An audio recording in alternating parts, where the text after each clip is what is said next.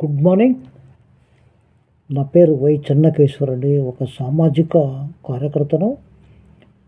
తెలంగాణలో జరుగుతున్న పరిణామాలు, రాజకీయ పరిణామాలు కానీ, అసెంబ్లీ కానీ, కాళేశ్వరం మీద ఎంక్వైరీ కానీ, ఘోష్ కమిషన్ కానీ, దాని మీద పూర్తి అధ్యయనము చేస్తూ ఉన్నాం. ప్రస్తుతం ఇండియాలో లేనప్పటికీ, అమెరికాలో ఉన్నప్పటికీ కూడా ఎవరు ఏం మాట్లాడారు అనేది మనము వింటూ ఉన్నాం. అదేవిధంగా ఈ ప్రకాష్ అనేటువంటి అంతర్జాతీయ మేధావిగా నేను భావిస్తున్నాను. ఎందుకంటే ఆకుమల్ల మురళిని, అదే జయప్రకాష్ నారాయణను, మిగతా వాళ్ళందరినీ కూడా వాళ్ళకేం తెలుసు, ఈవెన్ రేవంత్ రెడ్డికి కూడా ఏం తెలుసు అని మాట్లాడుతున్నాడు. ఆయన స్థాయికి మించి ఆయన నీటిపారుదల రంగ నిపుణుడు. ఆయన చెప్తూ ఉన్నాడు ఒక ఇంటర్వ్యూలో, నేను ఫిలాసఫీ చదివిన, లా చేసిన. నీటి రంగ నిపుణుడు అంటే రైతు సంఘాలు ఉంటాయి, నీటిపారుదల సంఘాలు ఉంటాయి. కేసీఆర్కు ఫుల్ సపోర్ట్ చేస్తా కాబట్టి ఆయన నీటి రంగ నిపుణుడు అనే ఒక పోస్ట్ ఇచ్చాడు. అది కూడా కేసీఆర్ గారు పోస్టులు ఈ తలకాయ నొప్పి, వీళ్ళు ఏదో విమర్శించే వాళ్ళకు తప్ప వేరే వాళ్ళకి ఎవరికి లేదు, లేదా కోర్టులకు పోయిన వాళ్ళకు ఇవ్వడం జరిగింది. అంతకు తప్ప ఎవరైతే మనకు వ్యతిరేకంగా ఉంటారో, మనల్ని ఇబ్బంది పెడతారన్న వాళ్ళందరికీ పోస్ట్ ఇచ్చారు. అదేవిధంగా ఆయన యొక్క ఈ మేధావులు కాదు అని చెప్పినప్పుడు ప్రజలు ఎవరు నమ్మరు. ఈ యొక్క ప్రకాష్ గారు చెప్పినటువంటిది అక్కడ మన కాళేశ్వరం కూలిపోయింది. ఒక క్వశ్చన్లో కాళేశ్వరానికి సంబంధించినది ఇది ప్రాజెక్టా, బ్యారేజా, రిజర్వాయర్ అని కూడా క్వశ్చన్లు వచ్చినాయి. దాని గురించి ఆయన చెప్పడు. ఈయన ఇక్కడ నీళ్లు లేవు, కిందికి వచ్చాయి, కింది నుంచి తీసుకొని పైకి పోయింది, పై నుంచి తీసుకున్నాం. ఆల్రెడీ దీని మీద ప్రజలు అంతమంది నమ్మి బీఆర్ఎస్ను ఓట్లు వేయకుండా అన్ని జిల్లాల్లో కూడా జరిగింది. అయినా కూడా ఇంకా ఒత్తాసు పలుకుతూ ఉన్నాడు ప్రకాష్ గారు. మనకు వ్యక్తిగతంగా ఆయనతోటి ఏమీ లేనప్పటికీ నీటిపారుదల నిపుణుడు అని చెప్తున్నాడు. కానీ నీళ్ళు ఈ యొక్క బ్యారేజ్ నుంచి డైవర్ట్ చేసినప్పుడు దానికి సొరంగ మార్గంలో మోటార్లు పెట్టినట్టు, ఇప్పటికి కూడా మోటార్లు లోపలవి కాస్ట్కు మించి ఎక్కువ ఖర్చు పెట్టినట్లు ఈ ఘోష్ కమిషను మనకు ఎన్ని రోజులు అధ్యయనం చేసి లాస్ట్లో ప్రభుత్వ పాలసీలు, ప్రభుత్వం అప్పుడు ఏం నిర్ణయం తీసుకున్న దాని మీద వాడి మీద ఎంక్వైరీ చేసింది. ఇక్కడ మనం ఒక అంశాన్ని గుర్తుపెట్టుకోవాలి. బహిరంగ విచారణది. ఘోష్ కమిషన్ ఎవరైనా కావచ్చు, కానీ హరీష్ రావు, రఘునందన్, ఆయన ఈటెల రాజేందర్ ఎంక్వైరీ అయిపోయిన తర్వాత లాస్ట్లో కేసీఆర్ది వచ్చినప్పుడు కేసీఆర్ బహిరంగ విచారణకు ఒప్పుకోలే. ఆయన ఒప్పుకోకుండా నాకు రహస్యంగా చేయమన్నాడు.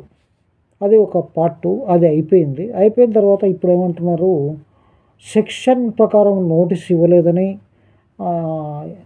ఈ 8A 8B సెక్షన్స్ గురించి ఉదాహరిస్తూ మహామేధావులు ఈ బీఆర్ఎస్లో ఉన్నటువంటి వాళ్ళు మాట్లాడుతున్నారు. వితౌట్ నోటీస్ ఈయన ఎంక్వైరీకి హాజరవుతాడా కేసీఆర్? ఇంతకుముందు నరసింహారెడ్డి గారి మీద చిన్న విషయం మీద కోర్టుకెళ్ళి ఆయన పవర్ దాంట్లో తప్పించేశారు. కానీ ఇప్పుడు చాలా జాగ్రత్తగా ఈ ఘోష్ కమిషన్ కూడా అలాంటి లూ పాయింట్స్ కోసం చాలా రోజులు ఎతుకులాడారు. కానీ ఈ ఘోష్ కమిషను చాలా ఆయన ఎంక్వైరీ చేసింది కూడా 15 నెలలు చేసినాడు. దీనివల్ల ఆయన డాక్యుమెంట్స్, సాక్షుల మాదిరే వీళ్ళందరినీ కూడా 119 మందిని విచారిస్తే ఈ మహామేధావి ప్రకాష్ కూడా వెళ్ళాడు. దీంట్లో వచ్చిన సారాంశాన్ని నుంచి క్రోడీకరించి 3 అంశాలు చెప్పేశారు. కర్త, క్రియ, కర్మ. ఈ 3 కూడా కేసీఆర్, తర్వాత హరీష్ రావు, తర్వాత ఈటెల రాజేందర్, ఈ ముగ్గురు. మిగతా వాళ్ళు రారా అంటే మిగతా వాళ్ళ మీద ఆల్రెడీ ఎవరైతే అందులో అవినీతి చేశారో వాళ్ళందరినీ ఆల్రెడీ ఏసీబీ అరెస్ట్ చేసి జైల్లో ఉన్నారు. ఇప్పుడు వంతు రాజకీయ నాయకుల వంతు వచ్చింది. ఈ రాజకీయ నాయకుల వంతు రావడంతో రాజకీయ నాయకులు ఆగ మేఘాల మీద హైకోర్టుకు వెళ్ళారు. హైకోర్టుకు వెళ్ళి ఈ కమిషనే తప్పు, దీంట్లో పాలసీలు తప్పు, 8A 8BCA ఇవన్నీ లేవు, ఇదంతా కొట్టేయమని చెప్పి కోర్టుకు వెళ్ళారు. కోర్టు ఏం చేస్తుందంటే పాము చావకుండా కర్ర ఏరకుండా తీర్పులు చెప్తూ ఉంటుంది.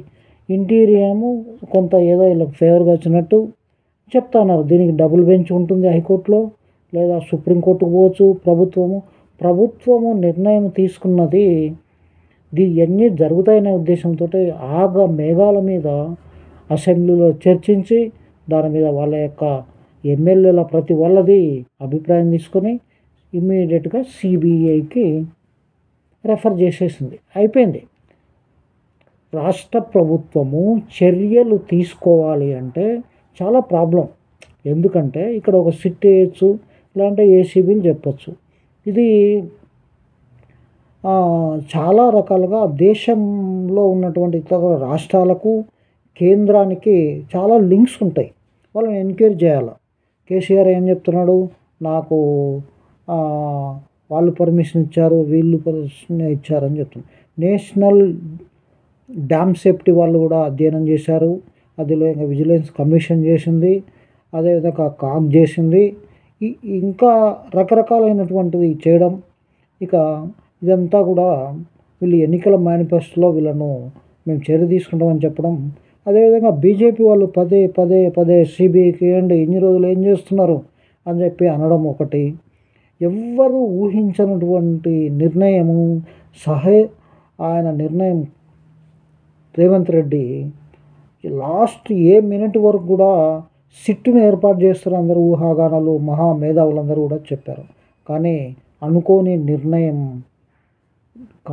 సిబిఐకి ఇచ్చారు. సిబిఐ దర్యాప్తు ఇంచు పర్ఫెక్ట్గా చేయగలుగుతారు.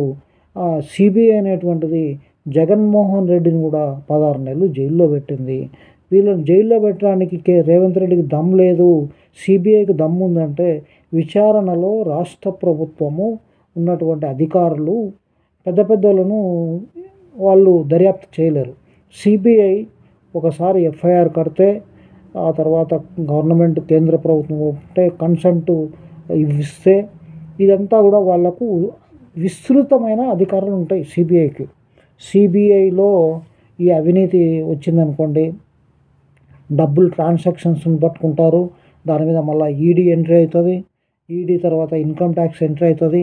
ఇక్కడ ఒకరే కాదు, కాళేశ్వరంలో ఇన్వాల్వ్ అయినటువంటి కాంట్రాక్టర్లు, ఇంజనీర్లు, సబ్ కాంట్రాక్టర్లు, తర్వాత బీఆర్ఎస్ సబ్ కాంట్రాక్టర్లు, కార్యకర్తలు, ఎమ్మెల్యేలు, దీంట్లో ఇంకా కోణం కూడా ఉంది.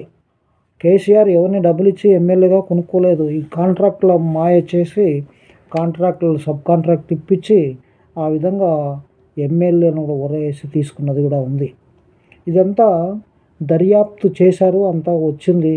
ఇప్పుడు సిబిఐ వాళ్లకు ఎన్ని కోట్లకు పోయినా, ఎక్కడ తిరిగినా, సుప్రీంకోర్టుకు పోయినా, అంతర్జాతీయ న్యాయస్థానానికి పోయినా వీళ్ళ మీద ఎంక్వైరీ ఆగే ప్రసక్తి లేదు. కరెక్ట్ టైంలో కరెక్టుగా నిర్ణయం తీసుకున్న కాంగ్రెస్ ముఖ్యమంత్రి గారికి, రేవంత్ రెడ్డి గారికి ప్రజలందరూ అప్రిషియేట్ చేస్తున్నారు. అదేవిధంగా వాళ్ళ కుటుంబంలోనే సరిచేసుకోలేకుండా కాంగ్రెస్ అది చేసింది ఇది చేసింది అనకుండా రాజకీయాల్లో లబ్ధి పొందడానికి కాంగ్రెస్ ప్రభుత్వం బంజారాహిల్స్లో కానీ, బీహార్లో కానీ, ఇంకో దాంట్లో కానీ ఇంకొక విమర్శ కూడా ఉంది. సిబిఐ వాళ్ళ మీద ఇంతమంది మీద కేసు పెట్టి వాళ్ళు ప్రతిపక్షాలను తప్ప వేరే వాళ్ళని చేయలేదని కూడా చెప్తున్నారు. ఈ రేవంత్ రెడ్డి వేరే వాళ్ళతో కుమ్మక్కయ్యారు, కానీ కుమ్మక్కు కాదు, ఆయనకున్నటువంటి సలహాదారులు కానీ, అక్కడ ఉన్నటువంటి మేధావుల కమిటీ కానీ దీన్ని కరెక్ట్గా డిసిషన్ తీసుకొని ఈ యొక్క సమస్యను, ఈ యొక్క చర్యలు తీసుకున్న దానికి సిబిఐకి రెఫర్ చేయడం, ఇది కరెక్ట్ డిసిషన్ అని ప్రజలే కాదు మేధావులు అందరూ కూడా దేశం కోసం, రాష్ట్రం కోసం, సమాజం చేసేటువంటి హితవులందరూ కూడా కరెక్ట్ నిర్ణయం తీసుకున్నారు. కాబట్టి బీఆర్ఎస్కు వేరే మార్గాల్లో కాబట్టి ఇది కరెక్ట్ అని నేను భావిస్తున్నాను. నమస్తే, థ్యాంక్ యూ. Next tomorrow.